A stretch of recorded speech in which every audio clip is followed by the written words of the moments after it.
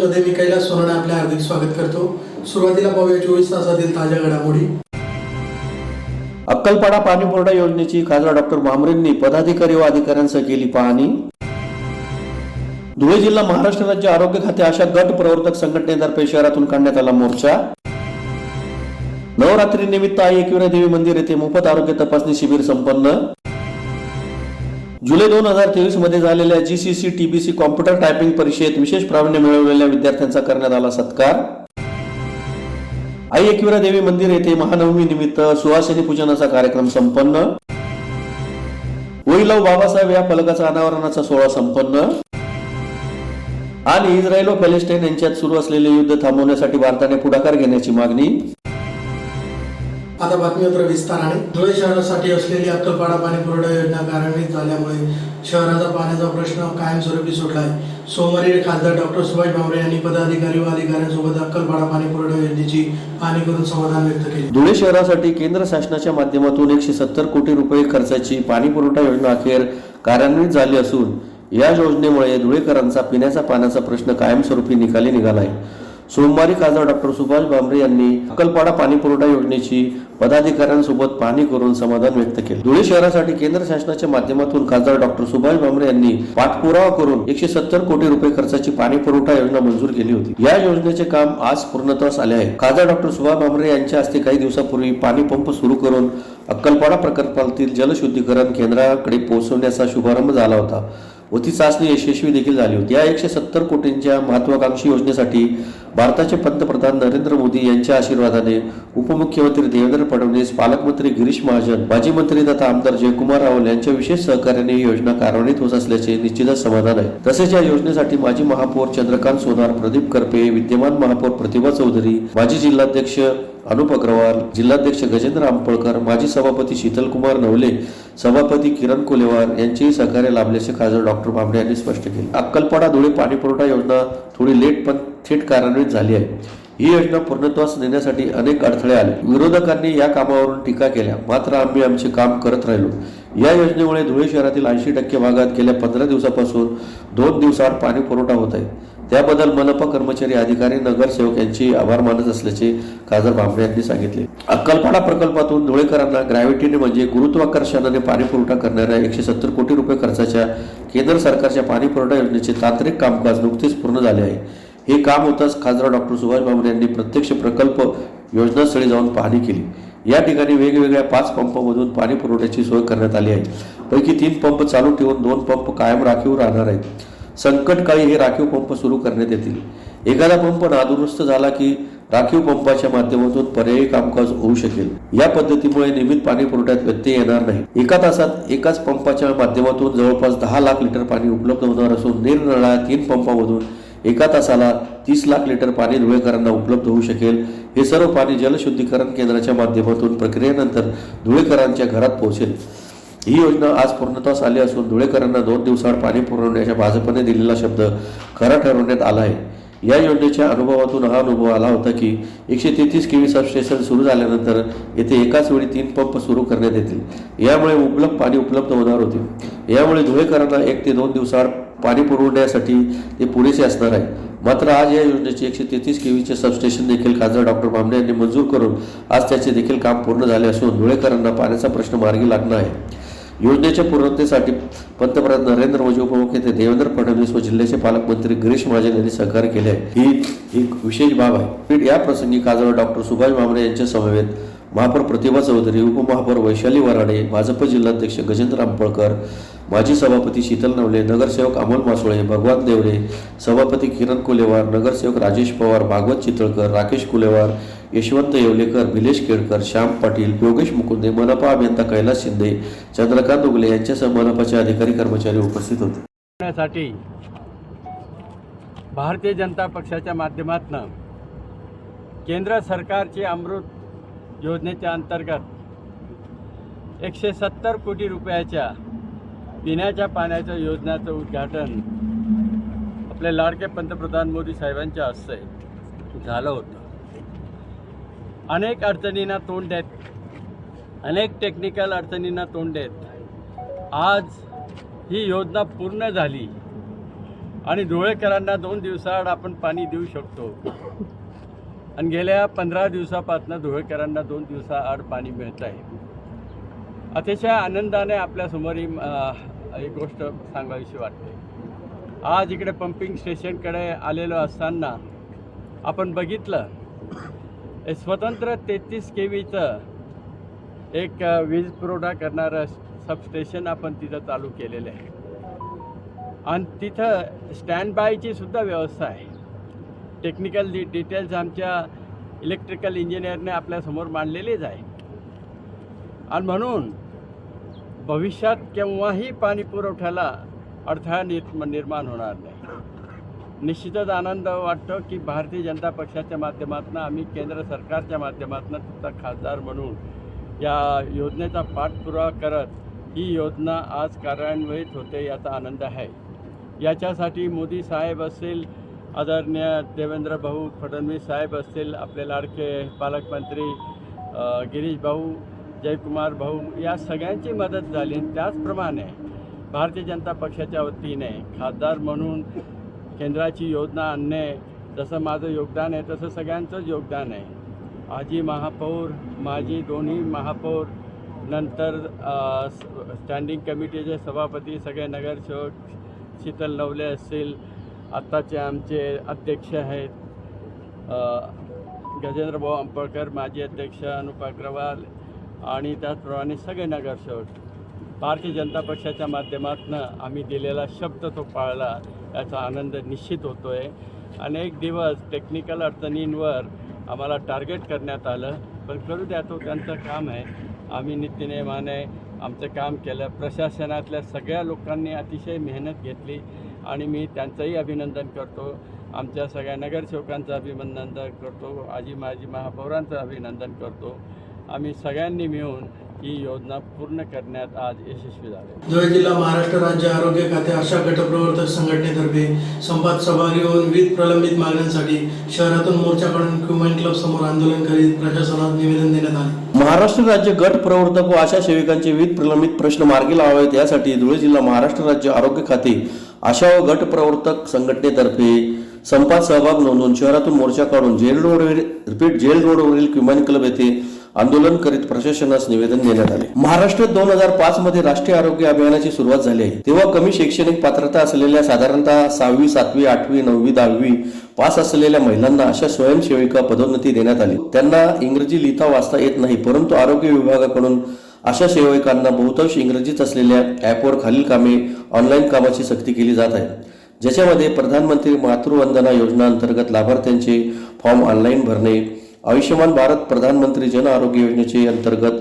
पात्र लाभार्थ्यांचे KYC करणे, आवा ID कार्ड काढून ते सीलिंग करणे, NCD अंतर्गत ऑनलाईन फॉर्म भरणे, शासकीय आरोग्य संस्थेत सुरक्षित प्रस्तुती करून माता मृत्यू व बाल मृत्यूचा आढावा घेण्यासाठी जनतेला सेवा पुरविणे, त्यांना कामावर आधारित मोबदला दिला जातो. दुर्ग व अतिदुर्ग भागात नेट कनेक्टिव्हिटी सहजपणे उपलब्ध नसते, त्यामुळे ऑनलाईन कामे करण्यामध्ये आशा सेविकांना बराचसा वेळ वाया जाण्याची शक्यता नाकारता येत नाही. त्याचा विपरीत परिणाम त्यांच्या मूळ कामावर होऊन परिणामी त्यांना मोबदला कमी मिळाल्यामुळे त्यांचे न भरून निघणारे नुकसान होऊ शकते. ऑनलाईन कामावर बहिष्कार टाकून सुद्धा आशांची ऑनलाईनची कामे करण्यासाठी दडपशाही केली जात आहे. त्याचबरोबर जिल्ह्यातील गट प्रवर्तकांची संख्या 97 असून बहुतांश गट प्रवर्तक पदवीधर आहेत. गट प्रवर्तकांची नेमणूक सरकार करते, त्यांना मानधन सरकार देतो, त्यांना दंड शिक्षा करण्याचा अधिकार सरकारला आहे. म्हणजे त्यांचा मालक सरकार असून गट प्रवर्तक या शासनाच्या कर्मचारी आहेत. गट प्रवर्तकांना त्यांचा जॉब चार्टनुसार 20 दिवस PSCच्या कार्यक्षेत्रात दौरे करून 5 दिवसात आशांना केलेल्या कामाचा अहवाल तयार करून वरिष्ठांना सादर करावा लागतो. दौऱ्यादरम्यान गट प्रवर्तकांना आशांना भेटी देणे, त्यांना मार्गदर्शन करणे, अशा कामावर देखरेख करणे ही कामे करावी लागतात. म्हणजेच त्यांना सुपरविजनचे व क्लार्कचे असे दोन्ही कामे करावी लागतात. त्यामुळे गट प्रवर्तक या कुशल कर्मचारी या वर्गात मोडले जातात. गेली 18 वर्षापासून हे काम गट प्रवर्तक दररोज 8 तासापेक्षा जास्त वेळ काम करीत आहेत. त्याचा जॉब चार्ट व्यतिरिक्त आरोग्य अधिकाऱ्याच्या नेमणुकी दिलेले काम सुद्धा त्यांच्याकडून सक्तीने करून घेतले जातात. राष्ट्रीय आरोग्य अभियान अंतर्गत गट प्रवर्तकांना आक्रमणाची ऑर्डर दिली जाते. नंतर 2 दिवस ब्रेक देऊन वैद्यकीय अधिकारी व इतर कंत्राटी कर्मचाऱ्यांची नेमणूक केली आहे. परंतु गट प्रवर्तकांना शासन कंत्राटी कर्मचारी मानत नाही. त्यामुळे राष्ट्रीय आरोग्य अभियांत्रिक अंतर्गत कर्मचारी दिलेले लाभ गटप्रवर्तक शासन नाकारत असून महाराष्ट्र शासन या 3,500 गटप्रवर्तकांवर दररोज अन्याय करीत आहे. NHM कडून गटप्रवर्तकांसोबत केलेल्या करारात मुख्य दौऱ्यावर आधारित प्रवास भत्ता देण्याचे नमूद आहे. त्यांना साधारणतः 14,675 मोबाईलला मिळतो. त्यातील सुमारे 5 ते 6 हजार रुपये प्रवासावर खर्च होतात. त्यांच्या हातात 8,675 रुपये दरमहा शिल्लक राहतात. त्यात त्यांचा सध्याच्या महागाईच्या काळात प्रपंच चालणे कठीण आहे. तरी सर्व मागणीबाबत सहानुभूतीने शासन सरकारकडे पाठवावा अशी अपेक्षा आहे. यावेळेस या ठिकाणी महासचिव धुळे नंदुरबार शरद पाटील, अध्यक्ष शीतल जमादार, जयश्री सिरसाट, उपाध्यक्ष सरला पाटील, छाया पाटील, सुनंदा पवारा, आशा धनगर, सीमा पाटील, दीपाली चौधरी, भारती पाटील, वंदना भोई, अनिता बागुल, सुशीला चौधरी, सरला तुरगंडे, अर्चना संकेत, वंदना रणदिवे यांच्यासह धुळे जिल्ह्यातील आशा स्वयंसेविका मोठ्या संख्येने उपस्थित होते. आमच्या काही अशा मागण्या आहेत की सरकार म्हणतं आम्ही आशांकडून फुकट काम करून घेत नाही, पण हे साफ चुकीचं आहे. सरकार आमच्याकडून खरंच फुकट कामही करून घेते. आता सरकार आमच्याकडून मिशन इंद्रधनुष्याचा सर्वे करून घेतला आमच्याकडून. आम्हाला त्याचा 1 रुपया दिला नाही. आम्ही 15-15 दिवस उन्हामध्ये काम केलं. त्याचा आम्हाला एक रुपया जर मोबदला नाही तर आम्ही आमचं घर चालवायचं कसं? मग शासन कसं काय म्हणतंय की आम्ही आशांकडून फुकट काम करून घेत नाही? हे चुकीचं आहे. शासनाने आम्हाला कामाचा मोबदला हा दिलाच पाहिजे. शासन आमच्याकडून ऑनलाईन कामं करून घेते. आभा कार्ड, गोल्डन कार्ड, त्यासाठी आमच्यावर प्रेशर टाकला जातोय. तर शासनाने हे ऑनलाईन कामही आमच्याकडून बंद केली पाहिजे. त्या कामावर आम्ही बहिष्कारही टाकतोय, पण तरीही ती कामं आमच्याकडून जबरदस्तीने करून घेतली जात आहेत. शासनाने आम्हाला किमान वेतन द्यायला पाहिजे. किमान वेतन 18,000 रुपये आशांना हे मिळालंच पाहिजे. गटप्रवर्तकांना किमान वेतन 26,000 रुपये हे मिळालंच पाहिजे. गटप्रवर्तकांना फक्त प्रवास भत्ताच दिला जातो. तर प्रवास भत्ता न देता गटप्रवर्तकांनाही 26,000 रुपये किमान वेतन हे दिलंच पाहिजे. आम्हाला सरकारने भाऊबीज भेट म्हणून 10,000 रुपये बोनस दिलाच पाहिजे. कारण प्रत्येक ठिकाणी कामगारांना दिवाळी बोनस सर्वांनाच दिला जातो. मग आशांनीच काय चुकी केली की आशांवर एवढा अन्याय केला जातो?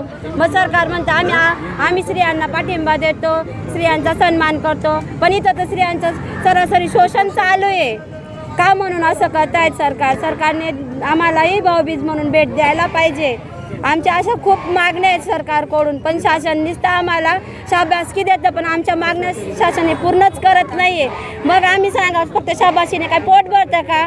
किती दिवस शाबासकी घ्यायची? आता महागाई वाढली, महागाईनुसार महागाई भत्ताही वाढायला पाहिजे ना. केंद्र सरकारने 5 वर्षापासून 1 रुपयाही आमचं मानधन वाढवलेलं नाही आहे. तर केंद्र सरकारने आमचं मानधनातही वाढ केली पाहिजे. धुळे जिल्हा आयटक संघटनेच्या वतीने महाराष्ट्र राज्य आरोग्य खाते आशा व गटप्रवर्तक संघटनेचा शासनाचं लक्ष वेधण्यासाठी मोर्चा मान्य जिल्हाधिकाऱ्यांना निवेदन देण्यासाठी काढण्यात आला आहे. तरी आमच्या मागण्या आहेत. आशा ह्या आरोग्य शासनाच्या आरोग्य क्षेत्रातील या आरोग्य विभागाच्या त्या कणा आहेत. त्यांनी कोरोना काळात जीवाची पर्वा न करता आणि स्वतःच्या कुटुंबाची पर्वा न करता अहोरात्र सेवा केली आणि शासनाकडे थोडीसं मागणी मागते. जगण्या इतकं किमान वेतनाची त्यांची मागणी आहे. तरी या मायबाप शासनानं या आशा भगिनींची आणि गटप्रवर्तक भगिनींना किमान वेतन देऊन त्यांची उपेक्षा दूर करावी.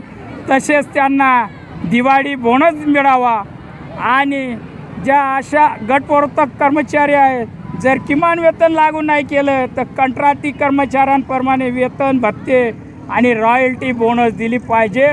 या मागणींसाठी आम्ही दिनांक 18/10/2023 पासून राज्यव्यापी कृती समितीने संप पुकारला आहे.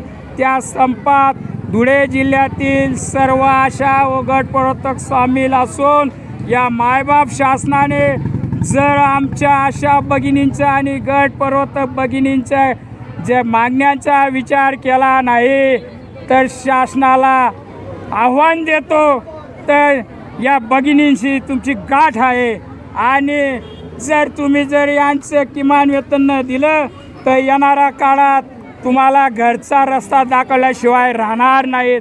असं आम्ही धुळे जिल्हा आयटकच्या वतीने आवाहन करीत आहोत. श्री शिवाजी विद्या प्रसारक संस्थेचे काही घोगरे विज्ञान महाविद्यालय, राष्ट्रीय सेवा योजना विभाग व जवाहर मेडिकल फाउंडेशन यांच्या संयुक्त विद्यमाने नवरात्रीनिमित्त आई एकविरादेवी मंदिर येथे मोफत आरोग्य तपासणी शिबिराचे सोमवारी आयोजन करण्यात आले होते. श्री शिवाजी विद्या प्रसारक संस्थेचे एकही कर्मवीर डॉक्टर पोरा घोगरे विज्ञान महाविद्यालय धुळे, राष्ट्रीय सेवा योजना विभाग, जवाहर मेडिकल फाउंडेशन संचलित ACPM मेडिकल कॉलेज व रुग्णालय यांच्या संयुक्त विद्यमाने नवरात्री निमित्त आई एकविरादेवी मंदिर येथे मोफत आरोग्य तपासणी शिबिराचे आयोजन करण्यात आले होते. शिबिरात प्रामुख्याने डोळे तपासणी, मधुमेह चाचणी, रक्तदाब यासह विविध चाचण्या करण्यात आल्या. सुमारे 200 ते 300हून अधिक नागरिकांसह पोलीस बांधवांनी तपासण्या करून घेतल्या. शिबिर यशस्वीतेसाठी हेमंत पाटील, प्राध्यापक डॉक्टर RG महाले, प्राध्यापक डॉक्टर शिवाजी कोष्टी यांच्यासह मेडिकल कॉलेजच्या अधिकारी व कर्मचाऱ्यांनी विशेष परिश्रम घेतले. श्री शिवाजी विद्या संस्थेचे कैलासवासी कर्मवीर डॉक्टर पारा घोगरे विज्ञान महाविद्यालय, राष्ट्रीय सेवा योजना विभाग, विद्यार्थी विकास कल्याण विभाग तसेच जवाहर मेडिकल फाउंडेशन संचलित अण्णासाहेब चव्हाण पाटील स्मृती वैद्यकीय महाविद्यालय यांच्या संयुक्त विद्यमानाने खास नवरात्रीनिमित्त या ठिकाणी महिलांसाठी आम्ही एक दिवसीय शिबिर आयोजित करण्यात आले. या ठिकाणी या शिबिरामध्ये आतापर्यंत 260च्या वर भाविकांनी या ठिकाणी शिबिराला लाभ घेतलेला आहे. या शिबिरामध्ये आलेल्या भक्तांचा रक्तदाब, त्यानंतर त्यांच्या रक्ताची साखरेची पातळी, तसेच त्यांचे डोळे तपासणी व इतर आवश्यक ज्या चाचण्या आहेत त्या चाचण्या अगदी या ठिकाणी मोफत करण्यात येत आहे. या शिबिरासाठी आम्हाला प्रेरणा देणारे आमचे संस्थेचे चेअरमन माननीय कुणाल बाबा पाटील साहेब, तसेच आमच्या मॅडम अश्विनीताई पाटील मॅडम यांनी या ठिकाणी अशा प्रकारचं शिबिर व्हावं यासाठी आम्हाला मार्गदर्शन केले व प्रेरणा. धन्यवाद. धुळे जिल्हा कॉम्प्युटर टायपिंग व शॉर्ट हँड शासन मान्य संस्था चालकांच्या असोसिएशनतर्फे जुलै 2023 मध्ये झालेल्या GCTBC कॉम्प्युटर टायपिंग परीक्षेत धुळे जिल्ह्यात विशेष प्रावीण्य मिळवलेल्या विद्यार्थ्यांचा सत्कार करण्यात आला. धुळे जिल्हा कॉम्प्युटर टायपिंग व शॉर्ट हँड शासनमान्य संस्था चालकांच्या असोसिएशनतर्फे जुलै 2023 मध्ये झालेल्या GCTBC कॉम्प्युटर टायपिंग परीक्षेत जिल्ह्यात विशेष प्रावीण्य मिळवलेल्या विद्यार्थ्यांचा सत्कार समारंभाचा कार्यक्रम रविवारी दुपारी मोहन देसले शिक्षणाधिकारी यांच्या हस्ते संपन्न झाला. GCTBC संगणक टायपिंग परीक्षा या इंग्रजी, मराठी, हिंदी 30-40 शब्द प्रति मिनिट वेगवेगळ्या विषयांच्या परीक्षा महाराष्ट्र राज्य परीक्षा परिषद पुणे यांच्यातर्फे घेण्यात येतात. यावर्षी परीक्षा परिषदेचे अध्यक्ष नंदकुमार बेडसे यांनी वरील उपक्रम सुरू करून त्यात महाराष्ट्रातील सर्व जिल्ह्यातील इंग्रजी, मराठी, हिंदी 30-40 शब्द प्रति मिनिट या विषयाच्या परीक्षेत विशेष प्रावीण्य मिळवलेल्या विद्यार्थ्यांची यादी जिल्हावार परिषदेच्या वेबसाईटवर प्रसिद्ध केली. त्यामुळे प्रत्येक जिल्ह्यात वरील विषयात पहिला, दुसरा, तिसरा क्रमांक म्हणून पास झालेल्या विद्यार्थ्यांची नावे समजली. त्या अंतर्गत मोहन देसले यांच्या हस्ते गौरी चौधरी, यशराज मोहिते, जागृती पाटील, श्वेता कानकरी, विशाखा मोहिते, वर्षा पंचभाई, अश्विनी पाटील, अमोल वाघ, हर्षदा शिंदे, ज्ञानेश्वरी देशमुख, तुषार वाघ, सारिका वाघ, तेजस्विनी वाळके, दीपक फुलपगारे, जयंत पाटील, समीक्षा दाभाडे, निखिल माळी, उत्कर्ष मराठे, दर्शना गवते, अमोल वाघ, कृतिका पाकले, कल्याणी वाळी, मानसी लांडगे, पल्लवी अल्लारे, कल्याणी वाळी, केशव पवार, मोक्षदा ठाकूर, पुष्कर खैरनार, मयुरी वाघ या विद्यार्थ्यांचा भेटवस्तू देऊन सत्कार करण्यात आला. या प्रसंगी धुळे जिल्हा कॉम्प्युटर टायपिंग संघटनेचे सर्व पदाधिकारी व संस्था चालक, विद्यार्थी व पालक मोठ्या संख्येने उपस्थित होते. याची फार समाजाला गरज आहे, नितांत अशी गरज आहे. त्यानंतर मगाशी नाईक सर बोलले आणि पुढे सर पण बोलले की आपल्या जिल्ह्यामध्ये एकही मॅन्युअल टायपिंग सेंटर नाही. खरी गोष्ट आहे. आपला जिल्हा असा एकमेव जिल्हा आहे की 100% आपल्याकडे कम्प्युटर टायपिंग इन्स्टिट्यूट आहे आणि मॅन्युअल परीक्षा नसल्यामुळे आम्हालाही आमचाही ताण थोडासा कमी झालेला आहे.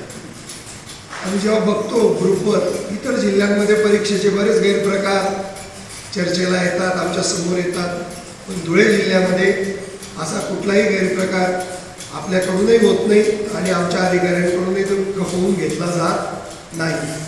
त्यामुळे जे काही आपण या ठिकाणी आलेले आहात ते खरोखर गुणवान विद्यार्थी आहात आणि म्हणून तुमचा हा स्तुत्य सत्कार संस्थाचालक करता आहात, तर त्यालाही आपण वेळ देऊन खांदे स्कूल स्वामीने आई एकविरादेवी मंदिर येथे महानवमी निमित्त सुहासिनी पूजनाचा कार्यक्रम सोमवारी सकाळी संपन्न झाला. एकविरादेवी मंदिर येथे महानवमी निमित्त सुहासिनी पूजनाचा कार्यक्रम सोमवारी सकाळी 10 वाजता संपन्न झाला. खांदे स्कूल स्वामीने आई एकविरादेवी मंदिरात नवरात्र उत्सवानिमित्त विविध धार्मिक कार्यक्रमांचे आयोजन करण्यात येते. त्यात घटस्थापना, कुमारिका पूजन, होम हवन, शतचंडी यज्ञ, पूर्णाहुती, महानवमी सुहासिनी पूजन, दसरा सीमोल्लंघन आदी कार्यक्रमांचे आयोजन करण्यात येते. सोमवार दिनांक 23 रोजी सकाळी 10 वाजता महानवमी सुहासिनी पूजन विसर्जनाचा कार्यक्रम संपन्न झाला। यावेळी सोमनाथ गुरव, पराग आईराव यांच्यासह भाविक मोठ्या संख्येने उपस्थित होते। माता मंदिर ट्रस्टच्या वतीने आदिशक्ती एकविरा माता मंदिरात शारदीय नवरात्र उत्सवाचा 9वा दिवस आहे। 9व्या दिवसानिमित्त आलेल्या सर्व भाविक भक्तांचे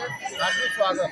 आणि 9व्या दिवसानिमित्त सालाबादप्रमाणे दर 10 दिवसाला रोज वेगवेगळे कार्यक्रम, धार्मिक, सामाजिक असे कार्यक्रम घेतले जातात। तर आज 9व्या दिवसाच्या नवदुर्गांचं पूजन, नवसवासनांचं पूजन आज ट्रस्टतर्फे करण्यात आलं। ट्रस्टतर्फे करताना सवासण पूजन करताना कमलबाई गुरव आणि प्रमुख अतिथी म्हणून आयरे साहेब हे उपस्थित आहे। आणि आजच्या ह्या 9 दिवसाच्या कार्यक्रमाची आज या ठिकाणी सांगता होईल आणि उद्या दशमी निमित्ताने सर्वांना भाविक भक्तांना आर्थिक शुभेच्छा आणि सीमोल्लंघनाचा कार्यक्रम या ठिकाणी होईल। सीमोल्लंघनासाठी जे समीचं झाड आहे इतकं जुनं आहे, ते 1809 पासून समीच्या झाडाची पूजा सुरू झाली याची नोंद वाघदेवता मंदिरमध्ये आहे। आणि ते समीचं झाड आज तागायत उभं आहे आणि तिथं पूजा केली जाते। तेवढं हे जुनं मंदिर आणि जुनं समीचं झाड आहे। उद्या दसऱ्याच्या दिवशी त्या सीमोल्लंघनाला एकविरा देवी मंदिरावर घेऊन त्या समीच्या झाडाची पूजा करून हात लावून आशीर्वाद घ्यावा। धन्यवाद। धुळे शहरातील मनोज चित्रपटगृहामागे डॉक्टर बाबासाहेब आंबेडकर युवक मंडळ व विजय व्यायाम शाळा यांच्या संयुक्त विद्यमाने बैल व बाबासाहेब या फलकाचा अनावरण सोहळा संपन्न झाला। धुळे शहरातील डॉक्टर बाबासाहेब आंबेडकर युवक मंडळ व विजय व्यायाम शाळा यांच्या संयुक्त विद्यमाने वै लव बाबासाहेब या फलकाचा अनावरण सोहळा वाल्मिक दामोदर यांच्या हस्ते आंबेडकर चौक येथे संपन्न झाला। डॉक्टर बाबासाहेब आंबेडकरांच्या पदस्पर्शाने पावन झालेले मनोहर चित्रपटगृहामागील अमरनगर तथा आंबेडकर चौक आहे। तेथे पूर्वजांनी 1956 साली ही जागा 16 लाखाला विकत घेऊन या ठिकाणी आंबेडकर नगर बसवली। भारतीय राज्यघटनेचे शिल्पकार डॉक्टर बाबासाहेब आंबेडकर यांच्या प्रति प्रेम असल्याचे दाखवण्याची संधी या निमित्ताने मिळाली, त्यामुळेच सदर फलकाचे अनावरण करण्यात आले। या प्रसंगी वाल्मिक दामोदर, जितेंद्र सिरसाट, रमाकांत खंडारे, अशोक तायडे, अशोक शिंदे, दिलीप खोब्रागडे, अविनाश वाघ, आनंद देवरे, भास्कर दाने, अशोक बाविस्कर, मयूर निकम, योगेश पगारे, गंपू दामोदर, सागर दामोदर, सागर शिंदे, मयूर गरुड यांच्यासह अमरनगर आंबेडकर चौकची रहिवासी मोठ्या संख्येने उपस्थित होते।